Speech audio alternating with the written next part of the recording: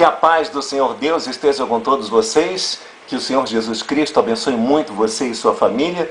No vídeo de hoje vamos falar do polêmico Código da Vinci, o livro e o filme, que narra a possível descendência de Cristo na Terra. Segundo o autor Dan Brown, do livro Código da Vinci, Maria Madalena seria a esposa de Cristo estando grávida quando ele foi crucificado, concebendo assim uma menina descendente de Cristo, chamada Sara. Segundo o livro, Sara, filha de Jesus com Maria Madalena, passou o resto de sua vida escondida e protegida pelo priorado de Sião, que teria jurado proteger eternamente a descendência de Cristo. E também, segundo o livro, Maria Madalena seria considerada como o verdadeiro santo grau. Veja bem, segundo a história narrada no livro, Maria Madalena seria uma mulher capaz de mudar toda a história contada pela igreja, mostrando que Cristo foi um homem como qualquer outro e que se uniu a uma mulher e gerou uma descendência secreta. Ok, vamos então refletir um momento, tá? Preste muita atenção no que eu vou falar para você. No dia 18 de março de 2003, durante o lançamento do livro Código da Vinci, o autor Dan Brown, como você vê aí em entrevista, disse que os fatos contidos no livro seriam a mais pura verdade. Já em 2006, em outra entrevista, após o livro ter vendido mais de 80 milhões de cópias, que deixou logicamente Dan Brown um dos escritores mais ricos do mundo, Dan Brown, em outra entrevista, disse que o livro era apenas uma obra de ficção e que o público leitor adora livros com histórias de conspiração, mistério e também aventura.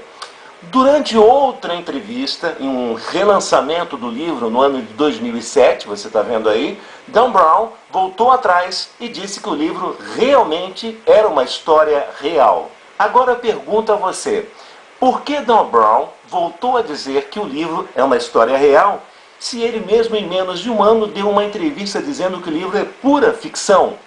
Seria uma forma de merchandising para ganhar mais dinheiro com o lançamento de uma segunda edição do livro? Como se não bastasse as recentes polêmicas criadas pelo Código da Vinci, temos agora o documentário The Lost Tomb of Jesus, que quer dizer o túmulo perdido de Jesus. Esse documentário foi produzido pelo cineasta canadense James Cameron, que foi produtor de filmes famosos como O Exterminador do Futuro e também Titanic. Anunciado com um trombo tremendo por Cameron, o documentário produzido pelo canal Discovery mostra ossuários que fariam parte de um grupo de 10 caixões de pedra encontrados em 1980 durante a construção de um edifício no subúrbio sul da cidade de Jerusalém. O valor dos ossuários apresentados no documentário estariam justamente nas inscrições que possuíam. Para você entender, dos 10 ossuários encontrados, 6 possuíam algum tipo de escrita na parte lateral dos caixões, como era de costume em Israel, onde na época se escrevia o nome dos seus mortos nas caixas dos ossuários. A primeira caixa foi traduzida como pertencente a Yeshua Bar Yosef, que quer dizer Jesus, filho de José. A segunda, a Maria. A terceira, a Mariane Maria. A quarta caixa pertencia a Yosef, que supostamente seria o provável irmão ou pai de Jesus. A quinta caixa, a Matia, ou Mateus. E finalmente a sexta caixa, que seria de Judá Bar Yeshua, que quer dizer Judá, filho de Jesus. Com tantos nomes semelhantes ao da Bíblia, houve uma grande hesitação na mente de alguns sobre haver outras possibilidades na história da vida de Jesus, refutando assim o que está escrito na Bíblia. O que se falou por muitos era o seguinte: descobriram finalmente o túmulo de Jesus com direito a uma fração de seus próprios ossos, uma parte da sua família, pai, mãe, irmão, esposa, filho. E isso porque os produtores do documentário anunciaram que um dos caixões, aquele que trazia o nome de Mariane Mimara, pertencia a Maria Madalena, interpretada mais uma vez como a esposa de Cristo. Mariane, nesse caso, seria para os produtores do documentário como o seu verdadeiro nome, e Maria Madalena apenas um apelido. Quanto ao último caixão, ou seja, aquele pertencente a Judá Bar Yeshua, não precisa nem ir muito longe para imaginar que se tratava do filho de Jesus com Maria Madalena. Esse documentário deixou bem claro que Jesus jamais teria ressuscitado, sendo assim uma mentira ou uma invenção dos apóstolos para dar continuidade à história de que ele seria o tão esperado Messias, filho de Deus. Então, vendo o documentário, quem assistiu o documentário de Cameron, né, e também leu, por exemplo, o Código da Vinci, né, chegou à conclusão de que a fé de mais de 2 bilhões de pessoas não passa de um verdadeiro delírio. E o cristianismo, como doutrina, seria a pior farsa da história humana, não é verdade? Eu pergunto a você, será que Jesus realmente ressuscitou dentre os mortos? Há alguma credibilidade no livro ou no filme do Código da Vinci e no documentário de James Cameron, do canal Discovery? Será que os primeiros cristãos, especialmente aqueles que testemunharam a ressurreição e conheceram outros que testemunharam, concordariam com o Código da Vinci de hoje e também com esse documentário de James Cameron dos dias atuais? Com certeza não. Vejamos o que diz o apóstolo Paulo, um dos primeiros teólogos a escrever a respeito desse tema. Veja só. Ora, se prega que Cristo ressuscitou dentre os mortos, como dizem alguns de vós que não há ressurreição de mortos. E se não há ressurreição de mortos, também Cristo não ressuscitou. E se Cristo não ressuscitou, logo é vã a nossa pregação, e também é vã a vossa fé. E assim, somos também considerados como falsas testemunhas de Deus, pois testificamos de Deus que ressuscitou a Cristo, ao qual, porém, não ressuscitou, se na verdade os mortos não ressuscitam. Porque se os mortos não ressuscitam, também Cristo não ressuscitou. E se Cristo não ressuscitou, é vã a vossa fé, e ainda permaneceis em vossos pecados. E também os que dormiam em Cristo estão perdidos. Aqui ele diz, e também os que morrem em Cristo, né? Aqueles que morreram em Cristo, estão perdidos, perderam a salvação. Continuando. Se esperamos em Cristo só nesta vida, somos os mais miseráveis de todos os homens. Mas de fato Cristo ressuscitou dentre os mortos e foi feito as primícias dos que dormem. Aí no caso ele diz mais uma vez, as primícias daqueles que morreram no passado. Porque assim como a morte veio para um homem, também a ressurreição dos mortos veio por um homem. Aqui notem que ele diz o seguinte, porque assim como a morte veio por um homem, no caso Adão, pois a morte é o pecado, né, de Adão, também a ressurreição dos mortos veio por um homem. Aí nesse caso ele fala de Jesus Cristo, que morreu na cruz para nos salvar do pecado cometido por Adão e também dos nossos pecados. Porque assim como todos morrem em Adão, assim também todos serão vivificados em Cristo. O que o apóstolo Paulo quis dizer aqui é o seguinte. Por exemplo, se eu morro, né, ou você morre, como nós cremos em Cristo, nós temos a nossa fé totalmente alicerçada na palavra de Deus, em Cristo Jesus como nosso Senhor e Salvador, nós morremos na carne, apenas na carne. Mas o nosso espírito, a nossa alma, ela é salva por Jesus. Nós teremos a vida eterna. Essa é a promessa. Então, depois de a gente ler, né, esse testemunho de Paulo, vamos agora fazer uma análise da história, confrontando e refutando totalmente o documentário sensacionalista, por que não dizer, de James Cameron, e também o próprio livro O Código da Vinci, né? Em primeiro lugar, a alegação de que aquele túmulo encontrado em Jerusalém da família de Jesus Cristo é contestada pela maioria dos arqueólogos e historiadores. Entre eles, temos os doutores Shimon Gibson, que é professor de arqueologia do Instituto Albright de Jerusalém, e Amos Kloner, que é catedrático da Universidade de Jerusalém e arqueólogo-chefe do Distrito de Jerusalém. Eles foram responsáveis pela descoberta e catalogação da tumba. Essa tumba que nós estamos falando que foi descoberta em 1980. Ou seja, eles estavam lá, eles viram, eles estiveram lá no momento da descoberta, né?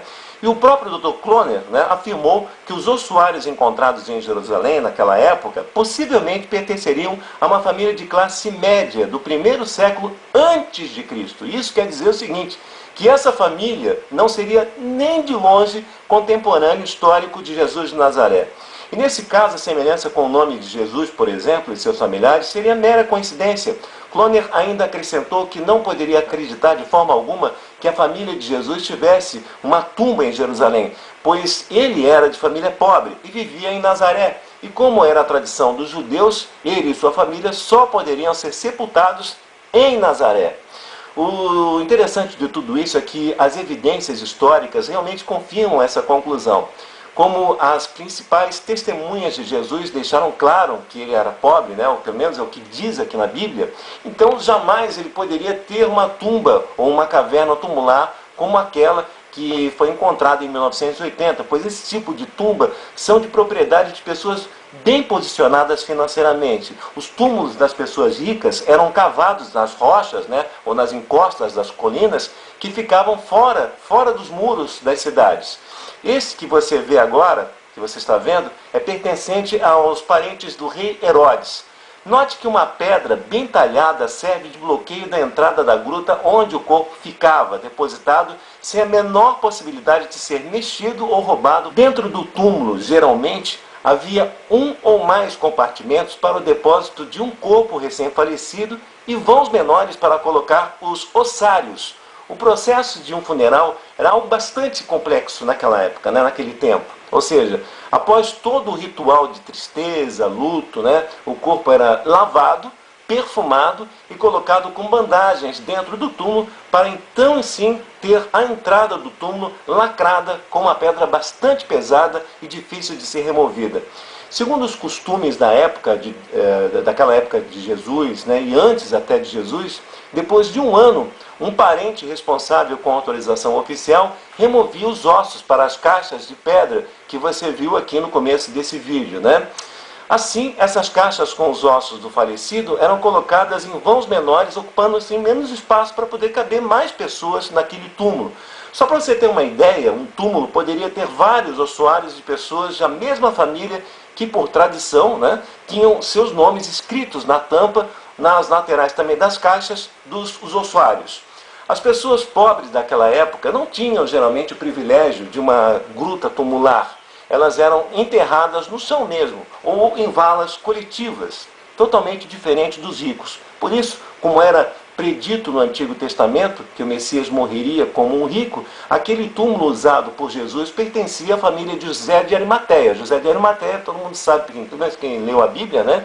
Na época de Jesus, um político muito bem influente e muito bem sucedido e uma pessoa extremamente rica. E como era proibido nos costumes da época a transferência de uma família para outra, ele somente emprestou o túmulo para depositar o corpo de Jesus até a época de transportarem os seus restos mortais para Nazaré, a sua cidade de origem.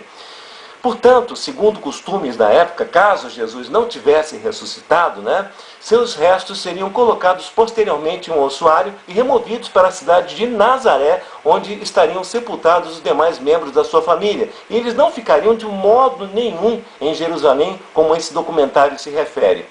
Portanto, ainda que se negue a ressurreição, ficaria sem sentido nenhum a presença dos ossos de Jesus e sua família em um túmulo justamente na cidade de Jerusalém. Para você ter uma ideia, esse documentário, assim como também o Código da Vinci, são tão sensacionalistas que eles nem se deram ao trabalho de fazer uma pesquisa mais apurada ou mais ampla, já que, segundo arqueólogos, desde os anos 80 já foram escavados e desenterrados e também catalogados só nos arredores de Jerusalém, mais de 900 ossuários. Desses mais de 900, pelo menos 10 trazem claramente o nome Jesus, pois na época de Jesus, os nomes Jesus, Maria, José, era um nome muito comum, né? Não seria uma coincidência muito grande encontrar ossuários em Jerusalém, ou até fora de Jerusalém, né, em todo o estado de Israel, com os homônimos de Jesus, ou José, ou até de Maria.